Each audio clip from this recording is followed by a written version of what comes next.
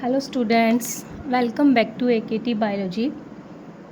बेटा आज मैं आपको डायरेक्ट एनसीईआरटी बुक से पढ़ाने जा रही हूँ। आपके चैप्टर 1 का last topic post fertilization events का पार्ट है ये, that is seed and fruit. हमने पढ़ा था इस चैप्टर में 3 मेजर इवेंट होती हैं, pre fertilization, fertilization and post fertilization. Pre fertilization में फ्लावर प्लांट खुद को प्रिपेयर करते हैं फर्टिलाइजेशन के लिए।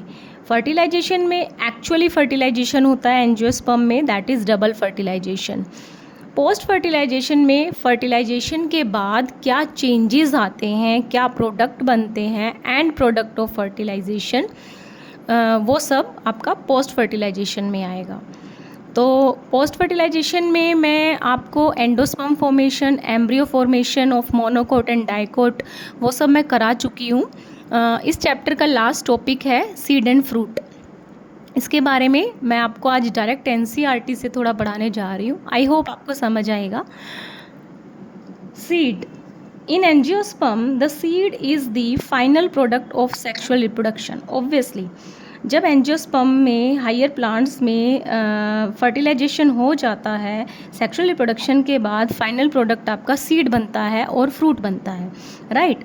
It is often describe as fertilized ovule. अगर आपके पास डेफिनेशन आती है कि सीड क्या है, आप ये नहीं बोलोगे कि ओव्यूल से सीड बनता है, फर्टिलाइज्ड ओव्यूल से सीड बनता है। ओके मतलब फर्टिलाइजेशन के बाद जो ओव्यूल है वो कन्वर्ट हो जाता है आपके सीड में। मैं आपको ड्रॉ करके दिखा देती हूँ, जैसे मैं ये पहले भी डिस्कस कर चुकी हूँ। जैसे ये जो है कुछ इस तरह से पिस्टिल था आपका, राइट, और मतलब gynoecium part, female part of angiospermic flowers, और उसमें ये आपका ओव्यूल है, और these are the antipodals, two polar nuclei, synergids and egg cell, इस तरह से स्ट्रक्चर्स थी। और यहाँ पे न्यूसेलस और इंटेग्यूमेंट्स हैं आउटर। ये जो है इंटेग्यूमेंट्स हैं, लीफी कवरिंग है जो इसको प्रोटेक्ट कर रही हैं, और जो ये वाले हैं these are the nucellus cells जो इसको एम्ब्रियो सैक को नरिशमेंट प्रोवाइड कर रहे हैं, राइट। जब फर्टिलाइजेशन होता है यहाँ से पोलन ग्रेन आता है, पोलन ट्यूब बनती है, और फिर इस तरह से एंटर करके 2 मेल गैमेट फ्यूज़न होता है, डबल फर्टिलाइजेशन जो हमने किया था, राइट। तो ये जो है ओव्यूल, ये पोर्शन जो है एम्ब्रियो सैक, दिस वन, ये पूरा ही ओव्यूल जो है, इसमें आपके इंटेग्यूमेंट्स भी आएंगे, न्यूसेलस भी आएगा और एम्ब्रियो सैक भी आएगा। ये जो पोर्शन है फर्टिलाइजेशन के बाद पूरा सीड बनता है, और जो ये ओवरी है वो डेवलप हो जाती है फ्रूट में। दिस वन, दिस होल अंदर का जो है ये सीड में बनता है। फॉर एग्जांपल आप एप्पल खा रहे हो या कोई और फ्रूट खा रहे हो, जो आप फ्लैशी पार्ट खा रहे हो बेसिकली वो क्या है, राइपन्ड ओवरी, ओवरी को आप खा रहे हो, ठीक है। राइपन्ड ओवरी जो है वो फ्रूट में डेवलप हो जाती है, और अंदर जो सीड आप देखते हो वो सीड डेवलप होते हैं फर्टिलाइज्ड ओव्यूल से। ओव्यूल की स्ट्रक्चर हमने करी ही थी, ठीक है। तो जब ये फर्टिलाइजेशन यहाँ पे हो जाता है तो ये जो ओव्यूल है वो सीड में डेवलप हो जाता है, ठीक है। तो सीड की डेफिनेशन होगी it is a fertilized ovule. अब जितने ओव्यूल फर्टिलाइज्ड होंगे किसी पर्टिकुलर फ्लावर में उतने ही सीड होंगे। Seeds are formed inside the fruit, obviously क्योंकि ये सब अंदर हो रहा है ओवरी के, तो सीड्स जो है फ्रूट के अंदर बनते हैं। A seed typically consist of, एक पर्टिकुलर सीड की अगर हम बात करें तो उसके कौन कौन से पार्ट होंगे, सीड कोट जो सीड की कवरिंग होती है उसको बोलते हैं बेटा।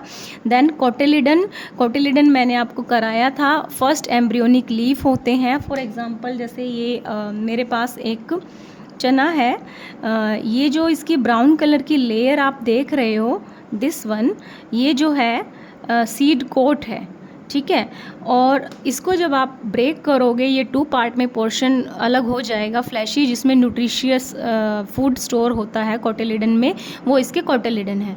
अगर वो डाइकोट है तो 2 कोटिलिडन होंगे, मोनोकोट है तो 1 होगा। बिकॉज इट इज़ डाइकोट तो इसमें 2 कोटिलिडन्स हैं, ठीक है। और एम्ब्रियोनिकल एक्सिस, ठीक है, एम्ब्रियोनिकल एक्सिस जिससे रेडिकल और आपका रेडिकल जिससे रूट बनती है, और प्लूमुल अराइज होता है जिससे शूट पार्ट बनता है प्लांट का जब ये जर्मिनेट होता है। तो सीड के कितने पार्ट हो गए? Seed coat, cotyledon and embryo axis, ठीक है। और जो बेटा सीड कोट होती है जो ये आपको दिखाई दे रही है, ये सीड कोट जो है हर सीड में 2 लेयर्ड होती है, आउटर एंड इनर। जो ये ब्राउन कलर की आपको इसमें दिखाई दे रही है इसको बोलते हैं टेस्टा, एंड द इनर, जब आप इसको भिगो के रखोगे और ये उतर जाती है ब्राउन कलर की, अंदर की लेयर जो होती है उसको बोलते हैं tegmen. Outer is testa and inner is tegmen. Okay, cotyledons again ये भी यही बता रहा है, cotyledons of the embryo are simple structure generally thick and swollen due to storage of food. Cotyledons जो है वो थोड़े थिक होते हैं, स्वोलन होते हैं क्योंकि उनमें फूड स्टोर होता है। जैसे लेग्यूमिनस प्लांट की हम बात करें, पल्सेस की बात करें, ठीक है। मैच्योर सीड्स जो हैं वो अब 2 तरह के होंगे आपके। सीड्स जो हैं वो टाइप्स अगर हम बात करें मैच्योर सीड्स की, वो 2 तरह के होंगे, non albuminous and albuminous. Non albuminous को एक्स एल्ब्यूमिनस भी बोलते हैं, ठीक है। नॉन एल्ब्यूमिनस जैसे एल्ब्यूमिनस फूड स्टोरेज के लिए, albumin is a kind of protein, ठीक है।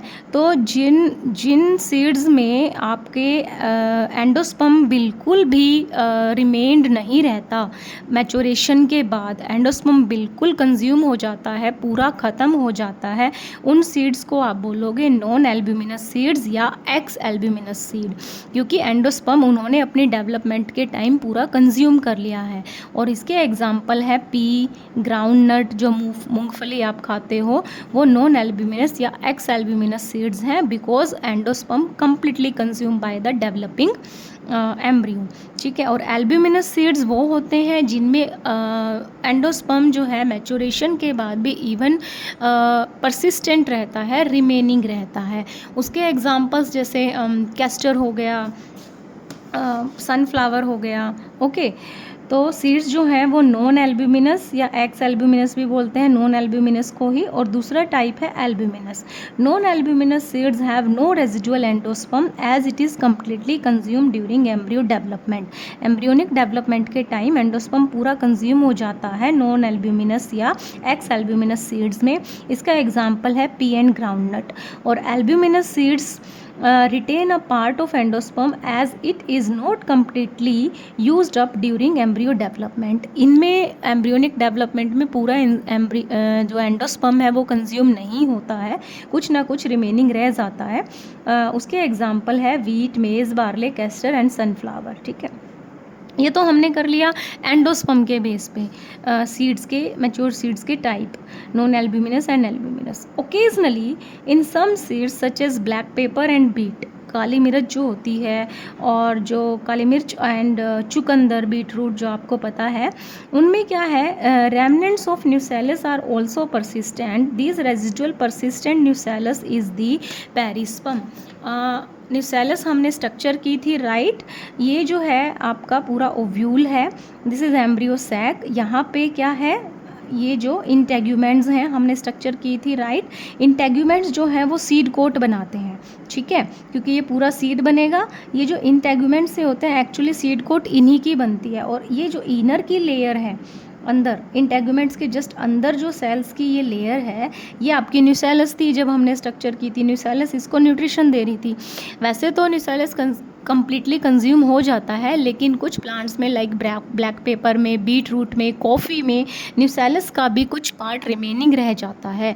That remaining nucellus in such plants, beetroot, black pepper and coffee, is known as perisperm.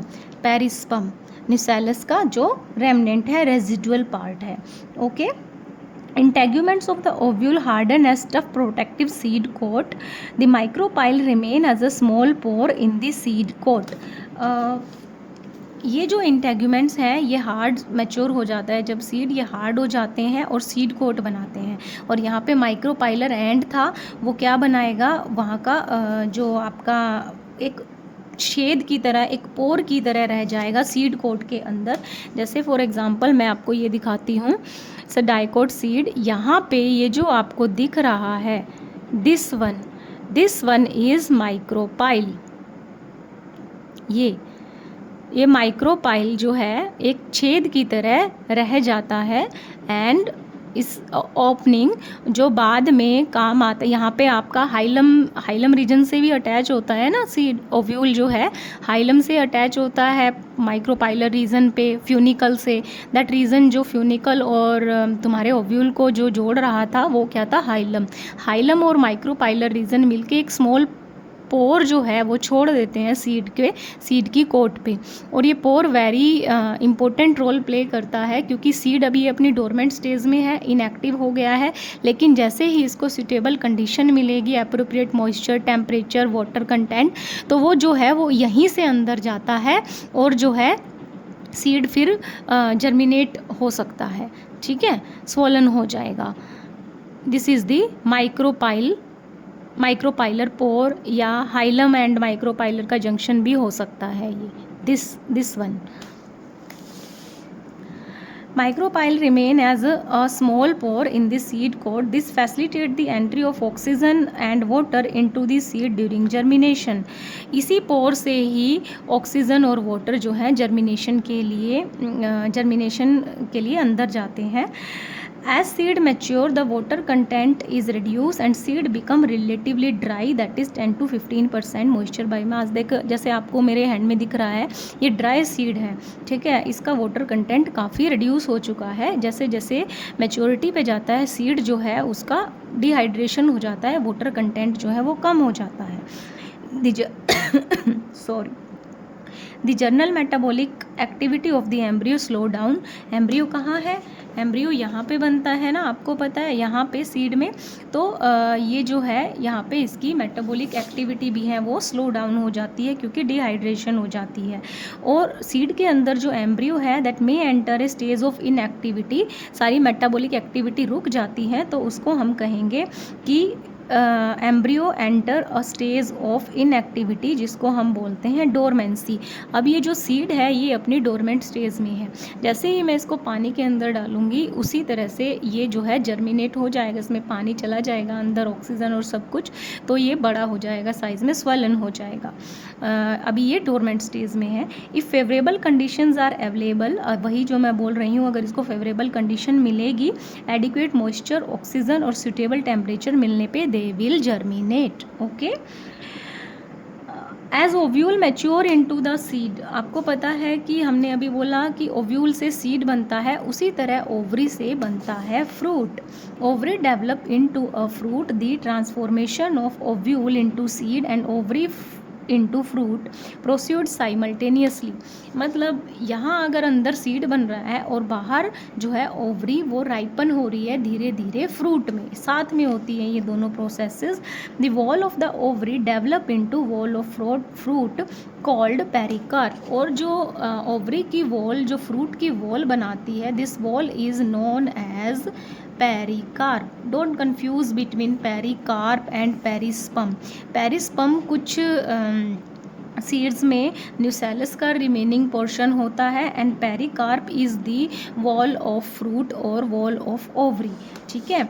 The fruit में बी फ्लैशी, फ्रूट जो है वो fleshy भी हो सकता है, like in guava, orange, mango etcetera, और may be dry as in groundnut and mustard. Many fruits have evolved mechanism for dispersal of seeds. Recall या ऑफकोर्स जो बहुत सारे फ्रूट्स हैं उनसे सीड्स का डिस्पर्जल भी होता है. इस लाइन का मतलब ये है कि बेटा जैसे कोई फ्रूट खा रहा है, कोई एनिमल खा रहा है या ह्यूमन बीइंग ही खा रहा है, फ्रूट खा के पे जहाँ भी उसको फेंक दिया जाता है वहाँ पे उसके सीड जो हैं वो डिस्पर्स्ड हो जाते हैं, राइट। मतलब एक पर्टिकुलर, एक तो पेड़ पे तो चलो ट्री पे तो उगते ही हैं, वो फ्रूट बनते ही हैं, बट लेकिन सीड्स जो है फ्रूट के थ्रू डिस्पर्स भी हो जाते हैं एक लोकेशन से दूसरी लोकेशन पर। फॉर एग्ज़ाम्पल, अब जैसे मार्केट में आप अलग अलग तरह के एप्पल्स देखते हो, कोई किसी स्टेट से आती है, कोई किसी स्टेट से आती है, लेकिन जब उन्हें यहाँ कंज्यूम किया जाता है तो सीड भी उनके यहीं निकलते हैं। वो क्या हो गए, मतलब फ्रूट के थ्रू सीड जो हैं वो डिस्पर्स्ड हो रहे हैं, फैल रहे हैं from one location to another. Recall the classification of fruit and their dispersal mechanism, जो आपने 11th में पढ़ा था। Okay, is there any relationship between number of ovule in an ovary and the number of seed present in a fruit? yes obviously, जैसे मैंने आपको बताया ही था, जितने ओव्यूल होंगे वो भी फर्टिलाइज्ड, उतने ही उस पर्टिकुलर फ्रूट में सीड होंगे। जितने उनके पर्टिकुलर ओवरी में सीड ओव्यूल जो है वो फर्टिलाइज हो जाएंगे, उतने ही एट द एंड उस फ्रूट में सीड होंगे, ठीक है। उसके अलावा जनरली आपको पता है कि ओवरी से ही फ्रूट बनता है, राइट। लेकिन जिन फ्रूट्स में ओवरी से फ्रूट बनता है उनको आप ट्रू फ्रूट्स बोलेंगे, लेकिन कुछ प्लांट्स में ओवरी के अलावा फ्लावर के अदर पार्ट्स भी इन्वॉल्व होते हैं फ्रूट फॉर्मेशन में, लाइक थैलेमस, ठीक है। तो उन फ्रूट्स को हम बोलेंगे फॉल्स फ्रूट, जहाँ पे ओवरी के साथ अदर फ्लोरल पार्ट भी इन्वॉल्व होता है फ्रूट फॉर्मेशन में। Let's understand from this. in most plant by the time the fruit develop from the ovary, mostly ovary से ही develop होता है fruit, other floral part degenerate and fall off, और बाकी के जो floral part है वो डीजनरेट हो जाते हैं, गिर जाते हैं। लेकिन in few species such as apple, strawberry and cashew, thalamus also contribute to fruit formation. का उनमें क्या है, ओवरी के साथ साथ जो फ्लावर के नीचे थैलेमिक स्ट्रक्चर होती है, थैलेमस भी जो है वो कंट्रीब्यूट करती है फ्रूट फॉर्मेशन में, ठीक है। तो उन फ्रूट्स को आप कहोगे फॉल्स फ्रूट, जो प्योरली ओवरी से डेवलप नहीं हुए हैं, बल्कि फ्लावर का दूसरा पार्ट भी उसमें इन्वॉल्व हुआ है, तो वो क्या हुए, false fruit. Most fruit however develop from ovary and are called true fruit. Generally तो वो ओवरी से ही डेवलप होते हैं ज़्यादातर, तो उनको ट्रू फ्रूट बोलते हैं। Although in most of the species fruit are the result of fertilization. Okay, एक चीज़ और हमें पता है, क्योंकि हम पढ़ ही रहे हैं कि फर्टिलाइजेशन से ही सीड बनते हैं और तुम्हारे फ्रूट बनते हैं, राइट। सभी फ्रूट जो है वो फर्टिलाइजेशन से बनते हैं, but there are few species. ये मेरी बुक ना थोड़ी नहीं, बहुत ज़्यादा पुरानी है, इसलिए थोड़ी सी मैंने बहुत ज़्यादा इसको स्पॉइल कर रखा है। There are a few species in which fruit develop without fertilization। Generally fruit जो है वो फर्टिलाइजेशन से डेवलप होता है, लेकिन जब फ्रूट बिना फर्टिलाइजेशन के डेवलप होता है उन फ्रूट्स को बोलोगे parthenocarpic fruit, and the process is known as parthenocarpy. और बनाना इसका एग्जाम्पल है। Parthenocarpy can be induce through the application of growth hormone, such fruits are seedless. अब आप ये सोचोगे कि जब फर्टिलाइजेशन हुआ ही नहीं तो फ्रूट कैसे बन सकता है, राइट। कुछ फ्रूट्स में, लाइक जैसे बनाना में, पाइनएप्पल में, इनमें क्या होता है कि कई बार प्लांट में, फ्लावर में इंटरनल हार्मोन इतने ज़्यादा एक्सेसिवली इंड्यूस होते हैं, उस हार्मोनल चेंजेस की वजह से, ट्रिगर होने की वजह से जो है ये एग जो होता है, जहाँ जो फर्टिलाइजेशन के बाद 2n बनता है, डिप्लॉइड बनता है, जाइगोट में कन्वर्ट होता है, वहाँ वो ऑलरेडी पहले ही 2n में कन्वर्ट हो जाता है विदाउट फर्टिलाइजेशन, जिसकी वजह से फ्रूट जो है वो केवल फीमेल पार्ट से डेवलप हो जाता है बिना मेल गैमेट के फ्यूज़न के साथ, ठीक है।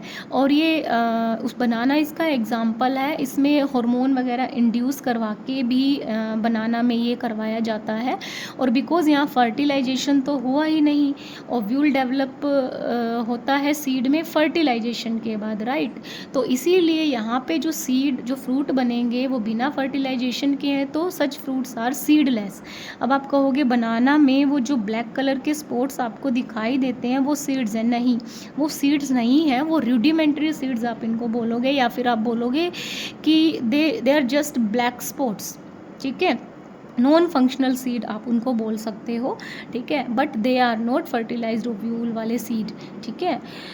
तो यहाँ पे हार्मोन के इंडक्शन की वजह से या फिर कई बार क्या होता है, न्यूसेलस के सेल्स जो हैं, जो न्यूट्रिशन का काम करती है एम्ब्रियो सैक के लिए, वो प्रोट्यूड हो जाती हैं एग की तरफ, जिस वजह से कई बार उसकी सेल एग के साथ फ्यूज़ होकर उसको 2n में कन्वर्ट कर देती है।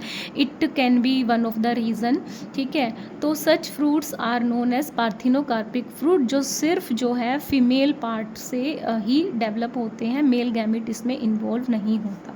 इसके और भी एग्जाम्पल हैं बनाना के सिवाय, पाइनएप्पल, ग्रेप, कुकुम्बर, ओके।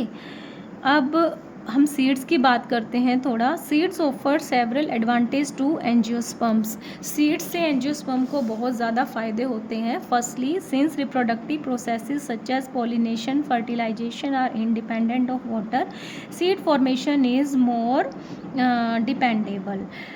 क्योंकि पॉलिनेशन और फर्टिलाइजेशन में तो इतना वाटर की ज़रूरत नहीं होती, एक्वेटिक प्लांट है तो ज़रूरत होती है, लेकिन सीड फॉर्मेशन में थोड़ा ज़्यादा इसकी ज़रूरत पड़ती है as compare to those processes, because जो एम्ब्रियो डेवलप होता है या सीड जर्मिनेट होता है उसमें वाटर की रिक्वायरमेंट होती है।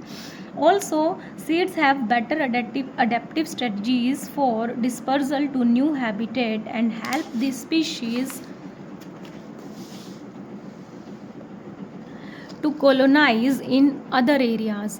अब सीड्स जो हैं वो बेटर तरीके से डिस्पर्स हो जाते हैं। अब आप रेडीमेड नर्सरी वगैरह से या कहीं से भी मार्केट से सीड्स लेकर आते हो, वो डिस्पर्स्ड ही तो हो रखे हैं कि एक जगह के सीड्स, पर्टिकुलर स्पीशीज़ के, प्लांट के, फ्लावर के सीड आपको कहीं भी मिल रहे हैं, ठीक है। सीड्स जो हैं क्योंकि वो डोरमेंट स्टेज में चले जाते हैं, जब तक वो वायबल होते हैं तो मतलब उनको यूज़ किया जा सकता है। तो अच्छा मैकेनिज़्म सीड्स जो हैं डिस्पर्सल के लिए ही मतलब इम्पोर्टेंट रोल प्ले करते हैं।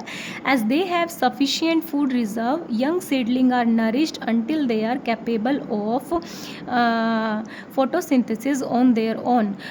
ये भी आपको पता ही है कि मैंने आपको बताया था जब डाइकोट मोनोकोट कराया था एम्ब्रियो डेवलपमेंट, कि जो यंग सीडलिंग्स होते हैं उनमें जो कोटिलिडन्स आते हैं फर्स्ट एम्ब्रियोनिक लीफ, जब तक उनमें फोटोसिंथेसिस नहीं होती वो उसको नरिशमेंट प्रोवाइड करते हैं। हार्ड सीड कोट जो भी हमने की है टेस्टा, ठीक है, provide protection to the young embryo, वो आपके इंटेग्यूमेंट से डेवलप हुई है सीड कोट, उससे प्रोटेक्ट रहता है एम्ब्रियो अंदर। Being product of sexual reproduction they generate new genetic combination leading to variation. क्योंकि चाहे ह्यूमन हो या प्लांट हो, अगर सेक्सुअल रिप्रोडक्शन है, because two parent are involve, जो नई प्रोजनी आएगी वो नई कॉम्बिनेशन लेके आएगी which is result in to variation of characters, okay. अब थोड़ी सी थ्योरेटिकल चीज़ है इसमें। Seed is the basis of our agriculture. Obviously agriculture को हम सीड के बिना इमेजिन ही नहीं कर सकते, बट सीड की दो प्रॉपर्टी हैं, that is dehydration and dormancy. Dehydration मतलब वो वाटर कंटेंट लूज़ कर देता है, मॉइस्चर उसमें नहीं रहता है, इस वजह से वो डोरमेंट स्टेज में चला जाता है और उसको स्टोर किया जा सकता है, which can be used as food throughout the year, also to raise the crop next season. हम उसको नेक्स्ट सीजन में भी फिर उससे क्रॉप जो है वो रेज कर सकते हैं because of these two properties, dehydration and dormancy. जब फेवरेबल कंडीशन मिलेगी वो जर्मिनेट हो जाएगा। Can you imagine agriculture in the absence of seeds? No. और in the presence of seeds which germinate straightway soon after the formation and cannot be stored? No। मतलब जो seed store ही नहीं हो सकते, जो डोरमेंट ही नहीं है, उनको भी आप कंसीडर नहीं करोगे, मतलब एग्रीकल्चर फिर इतना फलेगा फूलेगा नहीं, ठीक है। क्योंकि वो जल्दी फिर ख़राब हो जाएंगे. How long do this seeds remain alive after they are disperse. मतलब ये कह रहा है कि डिस्पर्सल के बाद वो अपनी वायबिलिटी कब तक मेंटेन करके रखते हैं, कब तक उनमें वो कैपेसिटी होती है कि वो जर्मिनेट हो जाएं डोरमेंट स्टेज के बाद. This period again varies greatly, species to species ये डिपेंड करता है. हर प्लांट के जो सीड्स जो हैं सबकी अपनी अपनी वायबिलिटी होती है. In a few species the seed lose viability within a few months. कुछ सीड्स ऐसे होते हैं जो कुछ ही मंथ में अपनी वायबिलिटी लूज़ कर देते हैं, इसीलिए उन्हें उसी पीरियड के अंदर ग्रो कर लिया जाता है, जर्मिनेट कर लिया जाता है. Seeds of a large number of species live for several years. कुछ स्पीशीज़ के सीड्स ऐसे हैं जो कई सालों तक सर्वाइव करते हैं. Some seeds can remain alive for 100 of years. 100 years तक भी वो सर्वाइव कर सकते हैं. और ऐसे ही कुछ रिकॉर्ड्स मिले हैं बहुत ही पुराने सीड्स के, और वो वायेबल भी हैं. ओल्डेस्ट एग्जाम्पल है ल्यूपिन. ओके, ल्यूपिन जो है वो फैबेसी फैमिली को बिलोंग करता है. ल्यूपिनस आर्क्टिकस जो एक्सक्वेटेड हुआ है आर्कटिक टुंड्रा से. ठीक है. And the seed germinated and flowered after estimated record of 10,000 years of dormancy. ऐसा कहा जाता है आर्कटिक टुंड्रा से जो लुपीन का सीड मिला है ये 10,000 साल तक अपने डोरमेंसी पीरियड में था और ये जर्मिनेट हो गया आफ्टर 10 ईयर्स. और रिसेंट रिकॉर्ड है उसका 2000 ईयर्स. अब 2000 पुराना सीड का बात कर रहा है, 2000 साल पुराने सीड की बात कर रहे हैं ये. दैट इज़ डेट पाम, जिसको आप फोनिक्स डैक्टिलिफेरा भी बोलेंगे, जो आर्कियोलॉजिकल इन्वेस्टिगेशन के time King Herod palace near Dead Sea मिला है. ये किंग ह्योर्ड पैलेस एक आर्टिफिशियल हिल पे बना हुआ है इज़राइल में. ठीक है. डेड सी ये एक तरह की हाइपर सेलाइन लेक है वहाँ पे इज़राइल और जॉर्डन के बीच में. तो वहाँ पे जो मिला है डेट पाम का सीड 2000 साल पुराना मिला है एंड वाएबल है वो. ठीक है. ओके, अब कुछ क्वेश्चन ये आपको कर रहा है कि after completing a brief account of sexual reproduction of flowering plant it would be worth attempting to comprehend to the enormous reproductive capacity of some flowering plant by asking following question. Obviously पूछो, how many eggs are present in an embryo sac. Embryo, एक embryo sac में कितने egg present होते हैं. ये एक embryo sac है, egg तो एक ही प्रेजेंट होगा, एक में एक ही प्रेजेंट होगा. Okay. Next question is how many embryo sac are present in an ovule. अब ये पूछ रहा है कि ये पूरा एक एम्ब्रियो सैक एक ओव्यूल के अंदर कितने प्रेजेंट होते हैं. एक ओव्यूल में एक ही एम्ब्रियो सैक प्रेजेंट होता है. How many ovules are present in an ovary. ये तो नंबर वेरी कर सकता है, स्पीशीज़ टू स्पीशीज़ डिपेंड करता है, कितने भी हो सकते हैं ovule.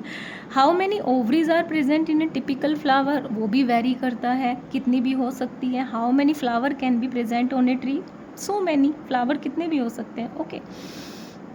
Can you think of some plant in which fruit contain very large number of seeds. या बहुत सारे ऐसे फ्रूट है जिनमें बहुत सारे सीड्स होते हैं, like papaya, pomegranate, watermelon, right.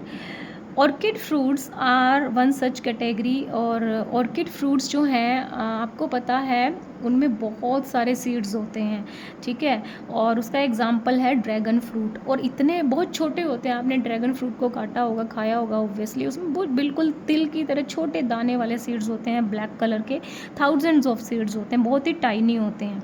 Similar case है यहाँ पे. पैरासिटिक स्पीशीज़ हैं प्लांट की, ओरोबैंक एंड स्ट्रीगा. ये दूसरे प्लांट पे सर्वाइव करती है. इनके भी सीड्स बहुत टाइनी होते हैं. Have you seen tiny seeds of ficus. Yes. How large is the tree of ficus develop. Ficus का जो ट्री है वो अपनी 30 मीटर यानी 90 to 98 फीट तक जा सकता है. कहने का मतलब ये है एक छोटा सा टाइनी सीड जो है वो इतनी बड़ी स्ट्रक्चर में डेवलप हो जाता है. How many billions of seeds does each ficus tree produce. बहुत सारे फाइकस ट्री जो है बिलियंस के अमाउंट में सीड्स प्रोड्यूस करते हैं. Can you imagine any other example in which a tiny structure can produce a large number of biomass over the years. Yeah, mustard is the example of that species. Now, next topic is apomixis and polyembryony. Although seed in general are the product of fertilization, ये हम कर चुके हैं कि seed जो है generally fertilisation से ही बनते हैं, ओव्यूल फर्टिलाइज होके सीड में डेवलप हो जाता है. A few flowering plants such as some species of Asteraceae and grasses. Asteraceae जो है डेजी फैमिली को बोलते हैं, और ग्रासेस की जो फैमिली है उनकी कुछ species, not all, have evolved a special mechanism to produce seed without fertilisation. जब पहले हमने किया था कि फ्रूट बिना फर्टिलाइजेशन के डेवलप हो रहा था कुछ स्पीशीज़ में, that was your parthenocarpy and the fruit were parthenocarpic fruit. अब यहाँ पे सीड भी प्रोड्यूस हो रहा है कुछ स्पीशीज़ में, ग्रासेस वगैरह में, बिना फर्टिलाइजेशन के. तो सीड का बिना फर्टिलाइजेशन के डेवलप होना is known as apomixis. Okay, what is the fruit production without fertilization? That is parthenocarpy. अभी किया था हमने. Thus apomixis क्या है? Is a form of asexual reproduction that mixes sexual reproduction. ये क्या कह रहा है? क्योंकि सीड जो है वो बिना फर्टिलाइजेशन के डेवलप हुआ है, तो ऑब्वियसली मतलब गैमीट तो मेल गैमीट आया ही नहीं होगा, बिना फर्टिलाइजेशन के डेवलप हुआ है ना. ठीक है, तो ये क्या हुआ, सिंगल पेरेंट से डेवलप हुआ है, फीमेल पार्ट से ही डेवलप हुआ है पिस्टिल में. ठीक है, ये जो है आपका ओव्यूल फीमेल पोर्शन में होता है ना, तो इसी से डेवलप हुआ है बिना फर्टिलाइजेशन के. जब एक पेरेंट इन्वॉल्व होता है तो हम उसे क्या बोलते हैं, एसेक्सुअल रिप्रोडक्शन. तो ये एक तरह से एसेक्सुअल रिप्रोडक्शन का टाइप हो गया, बट ये कॉपी कर रहा है सेक्सुअल रिप्रोडक्शन को, क्योंकि सेक्सुअल रिप्रोडक्शन में ही सीड बनते हैं, ना कि एसेक्सुअल रिप्रोडक्शन में. ठीक है, there are several way of development of apomictic seeds. ये कह रहे हैं कि कई रीज़न हो सकते हैं बिना फर्टिलाइजेशन के सीड डेवलप होने के. In some species the diploid egg cell is formed without reduction division and develop into the embryo without fertilisation. Sometime क्या होता है कि जब ये एग सेल्स बनती हैं, ये डिप्लॉयड ही बनती है विदाउट एनी रीज़न, जिस वजह से वो जो है फर्टिलाइजेशन की उसको ज़रूरत नहीं होती, और ओव्यूल जो है वो बिना फर्टिलाइजेशन के सीड में डेवलप हो जाता है. More often in many like citrus fruit हैं जो लेमन वगैरह है, या मैंगो की हम बात करें, ब्लैकबेरीज भी आएंगी इस कैटेगरी में. ठीक है, आई होप आपको दिख रहा है. Varieties, some of the nucellar cells surrounding the embryo sac start dividing and protrude into the embryo sac and develop into the embryos. In such species each ovule contain many embryos. और कई बार ऐसा होता है कि ये जो nucellus है, जैसे मैंने आपको पहले भी बताया था, ये नरिशमेंट का काम कर रहा है एम्ब्रियो सैक की. ठीक है, क्योंकि यहाँ फर्टिलाइजेशन भी नहीं हो रहा. और दूसरा क्या है कि न्यूसेलस की जो सेल्स हैं वो एम्ब्रियो सैक में प्रोट्रूड होना स्टार्ट हो जाती हैं अंदर की तरफ. ठीक है, जिस वजह से इन सेल के फ्यूज़न से बहुत सारे एम्ब्रियो बन जाते हैं न्यूसेलस की सेल के, और अंदर जो एम्ब्रियो सैक की सेल्स के. ठीक है, तो क्या होगा, एज ए रिज़ल्ट बहुत सारे एम्ब्रियो बन जाएंगे ओव्यूल में, और एक से ज़्यादा एम्ब्रियो बनना, occurrence of more than one embryo in seed is referred as polyembryony. Take out some seeds of orange and squeeze them. अगर आप ऑरेंज के सीड्स लोगे और उसको स्क्वीज़ करोगे, यू विल फाइंड कि बहुत सारे एम्ब्रियो हैं उसमें, अलग अलग शेप के, अलग अलग साइज़ के. Count the number of embryo in each seed. What would be the genetic nature of apomictic embryos and can they be called clones. Yes, उनका जेनेटिक नेचर क्या होगा, जैसा पेरेंट प्लांट होगा, क्योंकि यहाँ पे फर्टिलाइजेशन नहीं हुआ है, सेक्सुअल रिप्रोडक्शन नहीं हुआ है, इट मिमिक बट नहीं हुआ है, it's a kind of A sexual reproduction, और उनको हम क्लोन ही बोलेंगे क्योंकि वो अपने पेरेंट की कॉपी हैं.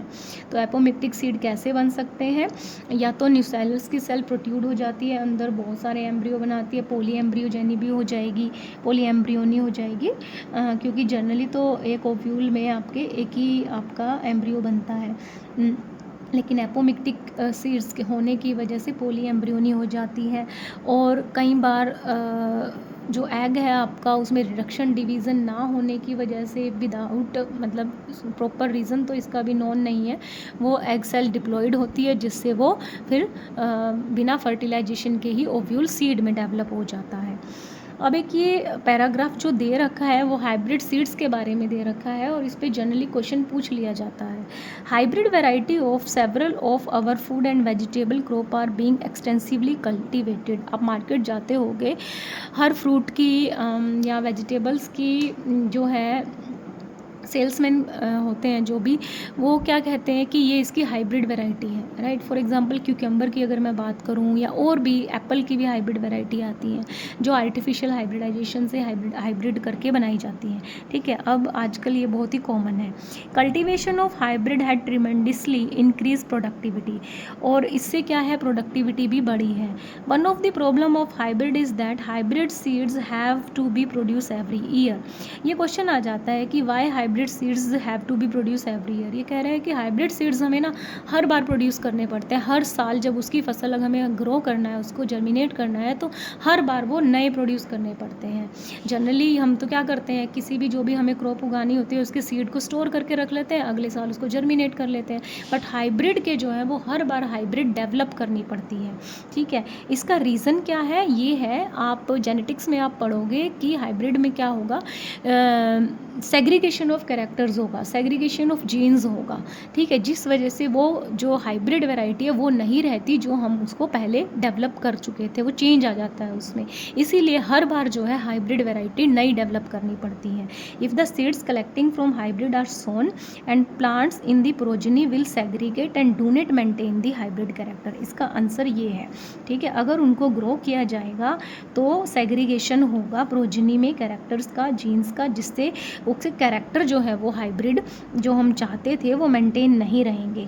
और दूसरा, हाइब्रिड सीड्स बहुत ही कॉस्टली हैं, ठीक है, लेबर भी इसमें बहुत ज़्यादा ज़रूरत पड़ती है। Hence the cost of hybrid seed become too expensive for farmers. Farmers के लिए बहुत ही एक्सपेंसिव टेक्निक है। लेकिन इसका सॉल्यूशन क्या है, इसका सॉल्यूशन ये है, if these hybrid seeds made into apomixis, मतलब अगर एपोमिक्सिस और हाइब्रिड सीड एरिया को आप मर्ज कर दें, there is no segregation of character in the hybrid progeny. क्यों नहीं होगा सेग्रीगेशन ऑफ कैरेक्टर, क्योंकि एपोमिक्सिस में सेक्सुअल रिप्रोडक्शन ही नहीं है, फर्टिलाइजेशन ही नहीं है, एक ही पेरेंट इन्वॉल्व है, तो वो तो गैमीट के उससे होता है ना सेग्रीगेशन ऑफ कैरेक्टर। तो then the farmer can keep on using the hybrid seeds to raise new crop year after year. और जो है फार्मर्स को फिर जो हर साल वो हाइब्रिड बनाते हैं वो भी बनाने की ज़रूरत नहीं पड़ेगी। It does not have to buy hybrid seeds every year. Farmer को हर साल उसको ख़रीदना नहीं पड़ेगा, वो इसके सीड स्टोर करके रख सकता है अगर एपोमिक्टिक से लिंक हो जाती है hybrid. Because of importance of apomixis in hybrid seed industry, apomixis का यही इम्पोर्टेंस, यही फ़ायदा हाइब्रिड सीड इंडस्ट्री में, जिस वजह से active research is going on in many laboratory around the world to understand the genetics of apomixis and transfer apomictic gene into hybrid varieties. But they are doing research, अभी चल रही है कि जो एपोमिक्सिस है इसके पीछे का जेनेटिक फंडा क्या है, जिससे फिर इसमें आरडीटी लगा के एपोमिक्टिक जीन हाइब्रिड वैरायटी में डाल दी अगर जाए तो क्या होगा कि उन हाइब्रिड वैरायटी में फर्टिलाइजेशन की ज़रूरत नहीं पड़ेगी और वो हाइब्रिड भी हो जाएंगी और सेग्रीगेशन ऑफ कैरेक्टर भी हो जाएगा। फार्मर को हर साल जो है वो हाइब्रिड सीड्स खरीदने नहीं पड़ेंगे, उसके लिए वो चीज़ कॉस्टली नहीं पड़ेगी और वैरायटी भी हो जाएगी। अभी इस पर रिसर्च गोइंग ऑन है, इतना ये डेवलप नहीं हुआ है। Okay, this is about the post fertilisation product your seed and fruit. I hope आपको समझ में आ गया होगा। उसके बावजूद भी नहीं समझ आता है तो मैं हर बार कहती हूँ कि कमेंट कीजिए, I will solve your problems. Thank you so much.